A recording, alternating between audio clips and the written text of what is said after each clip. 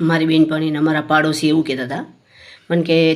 તમને જે લોકો બરબાદ કરવા માગતા હતા ને કે એ લોકો અત્યારે એટલા હેરાન છે ને મેં કીધું શું તો કે એને આવી રીતના થયું છે બધું એ કે મેં કીધું જો બીજાને તમે બરબાદ કરવા માગતા હોય ને એના માટે ષડયંત્ર રચતા હોય ને તંત્ર મંતર જે કંઈ કરતા હોય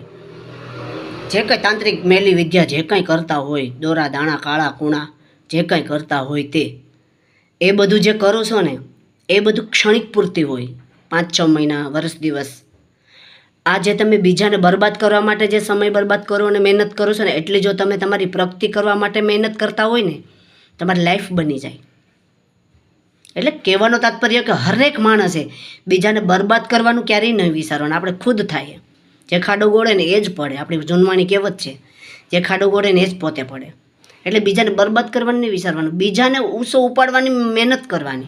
એને મદદ કરવાની કોઈ પણ રીતે મદદ કરવાની જેથી માણસ આગળ વધે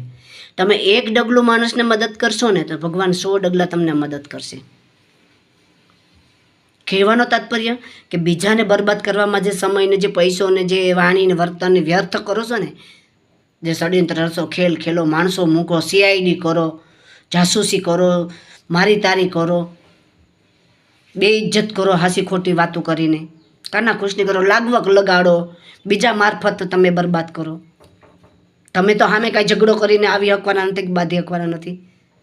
ભૂવાને બોલાવો તાંત્રિકોને બોલાવો જે કંઈ કરો તે તમે એ બધું જ તમે કરો ને મહેનત એ જ બધી તમારી પ્રગતિ માટે તમે મહેનત કરો ને તો એનું 100% પરિણામ આવે તમારી લાઈફ બની જાય શા માટે બીજાને બરબાદ કરો શા માટે તમે આવું ગલત કામ કરો જેવું તમે કરશો ને એવું તમારા બાળકો કરશે કૂવામાં હોય ને એ જ કુંડામાં આવે જે કૂવામાં હોય ને એ જ કુંડામાં આવે તમારી પેઢીનો નાશ થઈ જાય સર્વનાશ થઈ જાય આપણી ભારતીય સંસ્કૃતિના સંસ્કાર જ નથી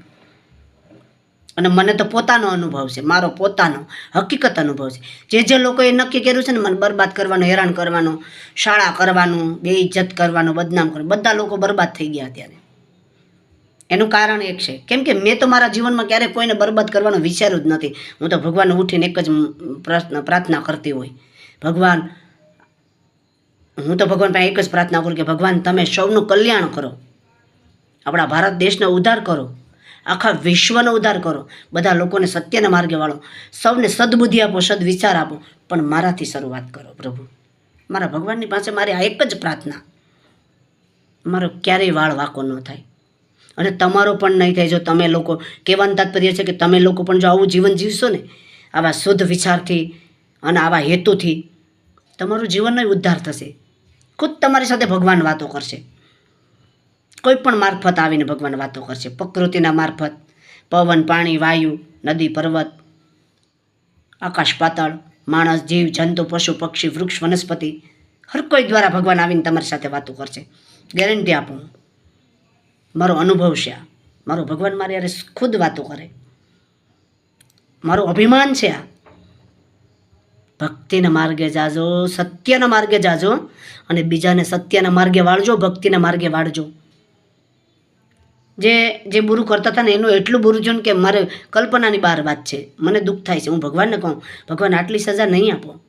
એને ક્ષમા કરી દો પણ જ્યારે ભગવાનની લાકડીનો અવાજ ન થાવ તો આખા ધ્યાન રાખજો ભગવાન જોયા જાણે વગર આપણે અત્યારે પાણીનો પ્રલય ઉપડી પડ્યો છે ને પવન પાણીને વાવાઝોડાને એ ભગવાનની લાકડીનો અવાજ નથી કોઈ દિવસ આવતો આપણે ખબર છે સત્તાય નથી જીવવું સત્તાય નથી કરવું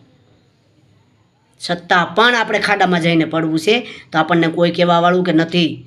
આપણે કોઈ કાઢવાવાળું નથી કે તું આ કિસર છે એમાંથી બહાર નીકળ આપણે જાતે નીકળવું પડે આપણે જાતે નિર્ણય કરવો પડે આપણે જાતે નક્કી કરવું પડે મારે શું કરવું છે મારે કઈ રસ્તે જવું છે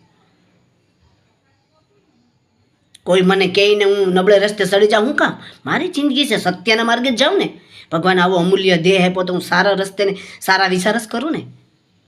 અને હર વ્યક્તિનો હારે રસ્તે હારો માર્ગ દોરું હારે માર્ગે લઈ જાઉં એક આંગળી સિંધ્યાનું 100 યજ્ઞનું પુણ્ય છે અને એક ઘર ભાંગવામાં 100 યજ્ઞનું પાપ છે કોઈને એક વ્યક્તિને બરબાદ કરવામાં 100 યજ્ઞનું પાપ છે માણસ સમજતો નથી અને પછી કહે છે કે ભગવાન મેં તો એવું કોઈ પાપ નથી કર્યું મારી વાટે આવું બધું કેમ આવ્યું તને ખબર નથી તાર બાપ તે ક્યાંકના ઘર ભાંગ્યા તે ક્યાંકને બરબાદ કરી દીધા, ક્યાંકના જવાન દીકરા દીકરીઓને નબળે રસ્તે ચડાવ્યા, ખોટા હાસા વિચારોના હાસા શબ્દના હાસ્યું ખોટ્યું વાતો કરીને. આ આપણી જિંદગી છે? આ આપણા વિચાર છે? આ આપણી ભારતીય સંસ્કૃતિના વિચાર છે? ના બાપા ના હો, હું તો એમ કાંઈ જાઉં નહીં, પડું નહીં. અરે મને એવી વસ્તુય ન ગમે, એવો વ્યક્તિ ન ગમે, એવી વાત કરતા હોય એ બી વ્યક્તિ ન ગમે. મારી આસપાસ પણ એવો વ્યક્તિ ન ઉભે. હું એકલી રહેવા તૈયાર છું, એકલી ઊભી રહું, ભીડના ટોળામાં નહીં. મને ટોળું જોઈએ છે ભક્તિનું, સત્યનું. મને ન ગમે, તમને પણ ન ગમવું જોઈએ. એવી આજે સવારમાં વિડીયો એટલા માટે બનાવ્યો છે, સૌને સદબુદ્ધિ આપે ભગવાન, અને તમે લોકો બધા જ આવી રીતનું જીવો અને આવા રસ્તે જાઓ જે રસ્તે હું જઈ રહી છું.